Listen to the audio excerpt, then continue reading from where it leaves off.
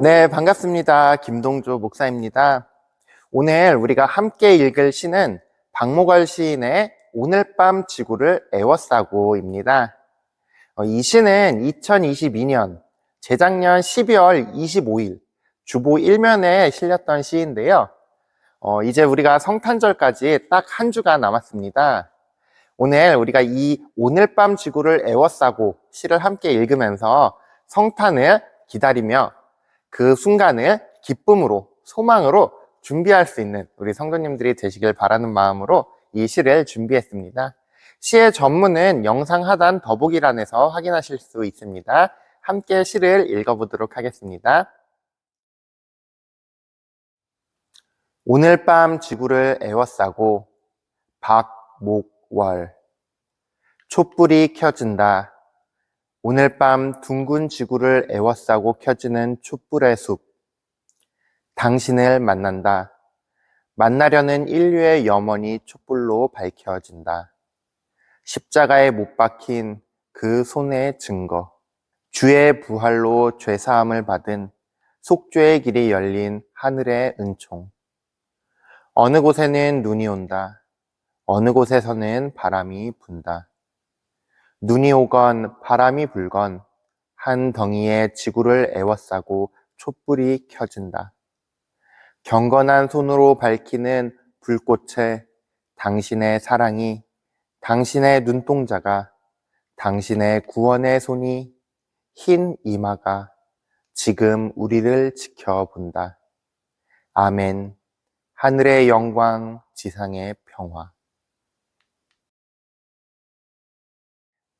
네, 우리가 함께 시를 읽어보았는데요. 2022년도에는 성탄절이 바로 주일이었습니다. 그래서 성탄의 의미를 직접적으로 담는 시를 일면에 실었었는데요. 이성균 목사님께서는 이날 새 언약으로 오신 예수님이라는 제목으로 설교를 해주셨습니다. 설교의 본문은 예레미야 31장 31절에서 33절까지의 말씀과 요한복음 3장 16절의 말씀이었습니다. 이 중에 예레미야의 말씀은 우리가 함께 읽어보면 더 도움이 될 것 같은데요. 31절부터 읽어보겠습니다. 나 여호와가 말하노라. 보라, 날이 이르리니 내가 이스라엘 집과 유다 집에 새 언약을 세우리라. 나 여호와가 말하노라. 이 언약은 내가 그들의 열조의 손을 잡고 애굽 땅에서 인도하여 내던 날에 세운 것과 같지 아니할 것은 내가 그들의 남편이 되었어도 그들이 내 언약을 파하였음이니라. 나 여호와가 말하노라.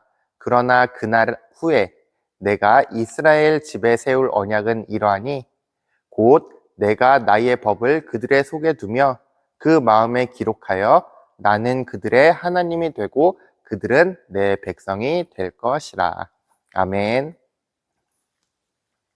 예레미야의 말씀은 이후에 하나님께서 우리에게 주실 새 언약에 관해 미리 말씀해 주신 본문입니다.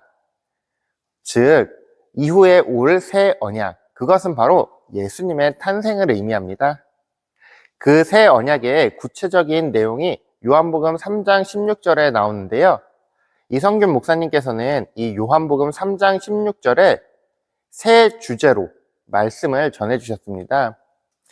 첫 번째 주제는 바로 하나님이 세상을 사랑하셔서 독생자를 주셨다는 것.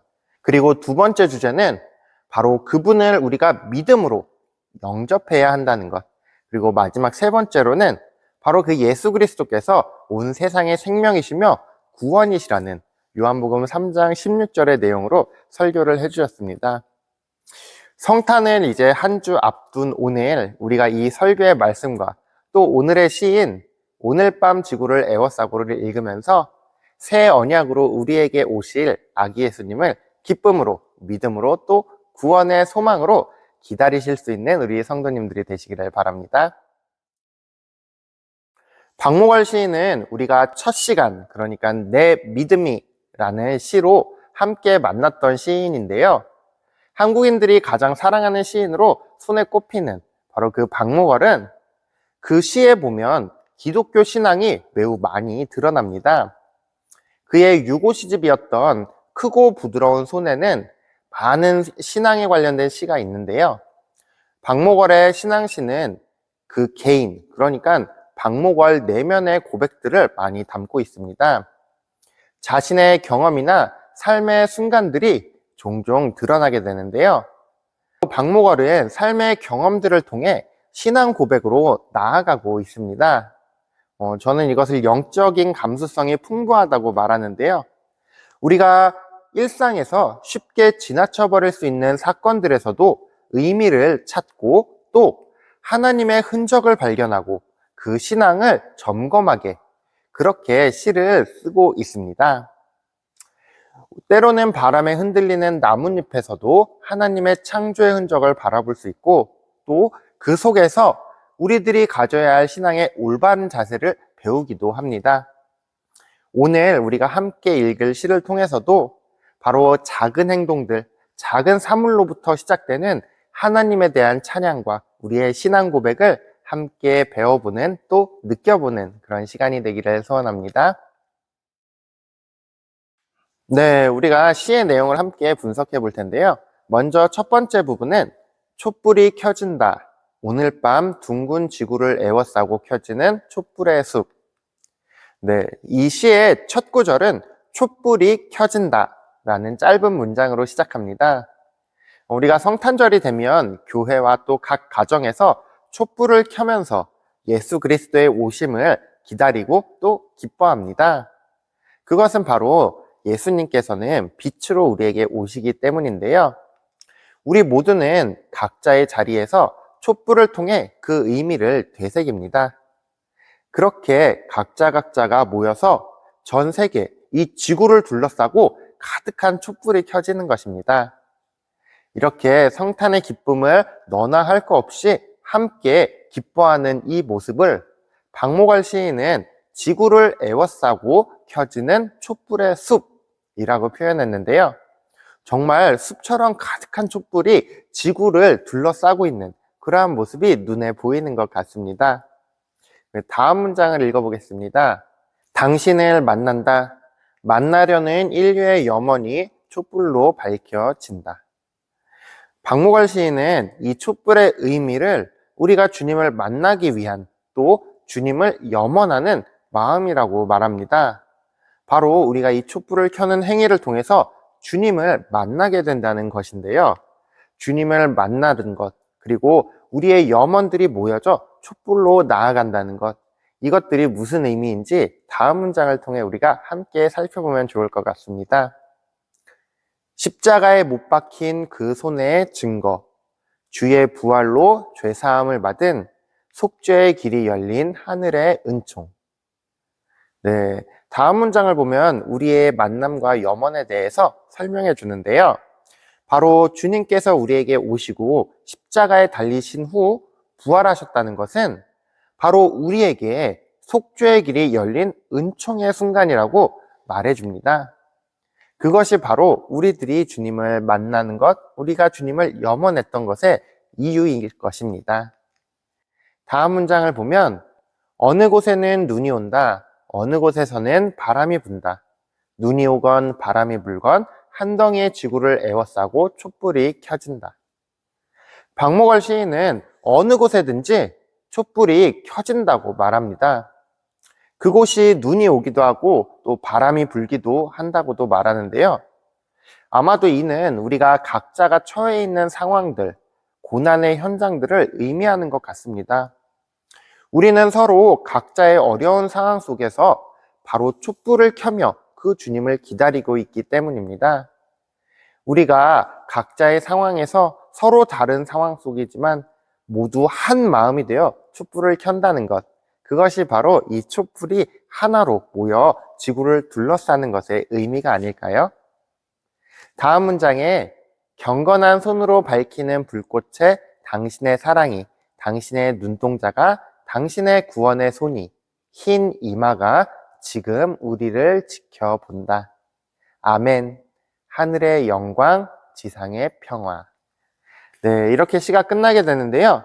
이 시의 마지막 부분에서는 촛불의 불꽃에 하나님의 사랑과 눈동자 그리고 구원의 손이 있다고 말하는데요. 이때 눈동자는 주님의 관심으로 읽어도 될 것 같습니다. 즉 우리는 이 촛불 속에서 하나님께서 우리를 사랑으로 지켜주신다는 것, 또 우리를 지켜보시기 위해 그 눈동자를 우리에게 향하신다는 것, 또 우리에게 그 구원의 손길을 내밀어 주신다는 것, 그것들을 볼 수 있다고 말합니다.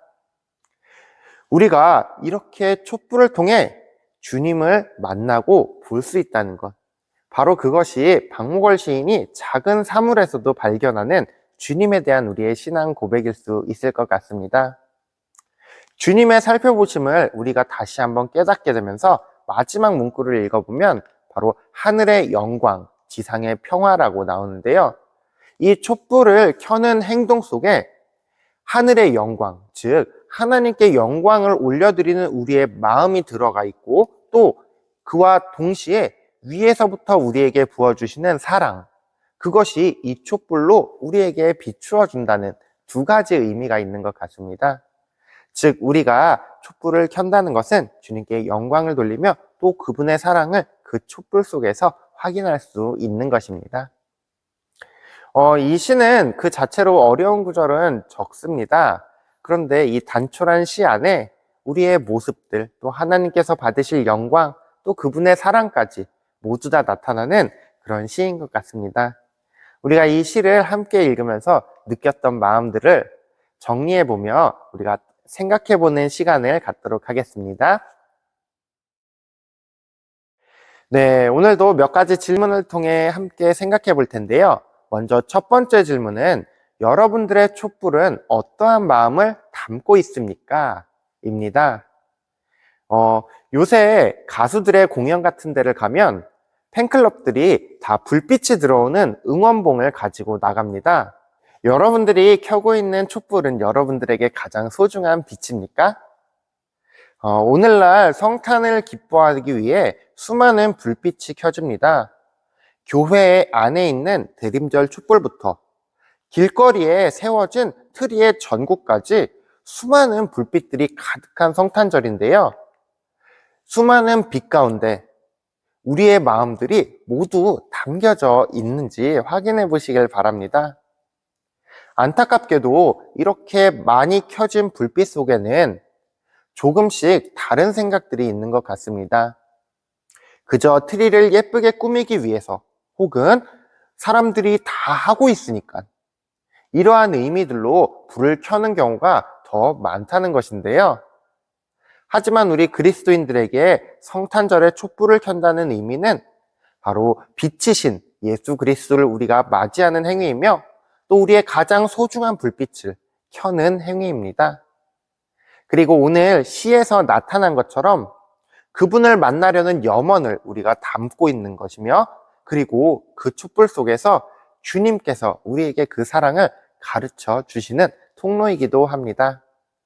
여러분들이 켜는 촛불의 의미를 점검해 보시고 가장 소중한 촛불로 켜실 수 있는 우리 성도님들이 되시기를 소망합니다. 두 번째 질문은 바로 그 촛불 속에서 주님을 만나고 계십니까? 인데요. 박목월 시인은 그 작은 촛불 속에서 전 세계가 켜져 있는 그 촛불의 숲을 보았고, 또 그 작은 촛불 속에서 하나님의 사랑을, 그분의 시선을, 그분의 구원의 손길을 만났습니다. 촛불을 밝히는 우리의 소망에 바로 주님께서 응답해 주시는 것인데요.